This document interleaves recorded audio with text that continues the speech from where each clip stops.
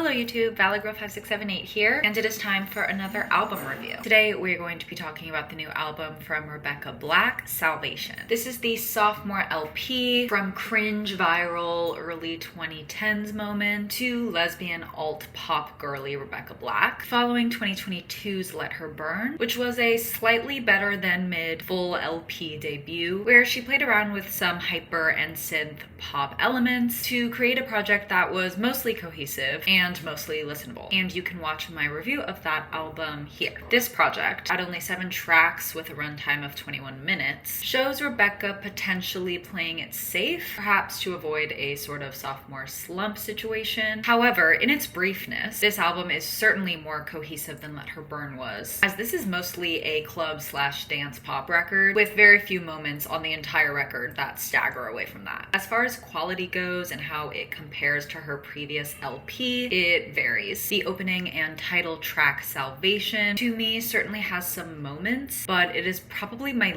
least favorite produced track on the project. I don't love her vocals on this track, but to be honest, at times I do think it is because of the production on her vocals that I don't like. But most notably, like many other songs on this album, which I will get to, this track kind of feels like a bunch of different club and dance pop tropes glued together to create a club dance pop track. The only lyrical motif of note on this track is that there is a lyrical reference to Let Her Burn, which I do appreciate. I love some world building. Another track that misses the mark for me, because it feels like a bunch of, on this track specifically, overused club dance pop tropes glued together, is track 4, American Doll. Honestly, this is probably my least favorite track on the album. Not only is the production stylings and general sonic vibes on this track very overdone in pop, even the theme of American Doll, or All American Bitch, or American Teenager, you get it, is clearly quite overused at this point in pop music. Don't get me wrong, for good reason. Millennials and Gen Z are very much reckoning with what it means to be American or a woman in America in ways no generation had before, and that's where this very common theme is coming from. But still, if you're looking at it pragmatically, it is overused. So this, plus the song sonically, makes it kind of the least original and least entertaining song on the album, in my opinion. The closing track, Twist the Knife, is another kind of boring track to me. It just sounds like so many other club pop tracks out there. I do, however, like the production on her vocals on this track, and there's another lyrical Let Her Burn reference, creating sort of debut LP reference bookends, with the first track and last track having lyrical motifs to that album, so that is cool. While the rest of the songs on here definitely do have some knockoff moments, I do actively enjoy the following tracks. Track 2, Trust, the first single for this album Rollout that was released last year. To me, on this entire album, there are a lot of Slater knockoff moments, but the post-chorus on this track is the most obvious Slater knockoff to me. Like, the post-chorus on this track sounds exactly like the verses and bridge of Self-Destruct by Slater. However, Rebecca and Slater have worked together on their song Read My Mind from 2021. They also very much exist in the same niche, alt, borderline hyper pop, for the girls, gays, and theys only scene. So I'm gonna give Rebecca the benefit of the doubt and assume it's an ode, an inspiration, and not a blatant copy situation. I love the chorus on this track. It is super struttable. I like the guitar production in the outro. It's a really nice touch, and it was definitely the right choice for the lead single for the project. Track 3, Sugar Water Cyanide, the second and last single for this album Rollout that was also released last year, is a super fun track. The chorus is super catchy. It's honestly a well-produced and somehow refreshing track. Even though it does sound like something I've heard before, there's a bubbliness to it that feels fresh and new. Track 5, Tears in My Pocket, has a really nice development. Again, not necessarily an original sounding song, but it is more refreshing than, for instance, American Doll, and it does have nice production. I also like the theme of the song and how the lyrics express it, especially with the idea of you can keep your tears in my pocket, like I'll hold your secrets and worries and fears for you. And then track 6, Do You Even Think About Me, is kind of the best song on the album in my opinion. It's at least the most original, and maybe that's why I think it's the best song on the album. It has my favorite development, production, and melodies out of all the tracks on the album, and I really appreciate how the production and overall sonic vibes really match the thematic sentiments and lyrics of the song. So overall, I think this is a fairly good project. I just don't think it's anything impressive or frankly much of a step up from her previous LP. Honestly, in some cases, personally, I kind of prefer Let Her Burn to this. which is why I'm going to give this album the same score I gave Let Her Burn, which was a 6. Thank you so much for watching this video. If you like this video, make sure to give it a thumbs up and remember to subscribe. Follow me on Spotify, Instagram, and TikTok, all linked below in the description. Stay happy, healthy, and safe, and I will see you in my next video. Bye!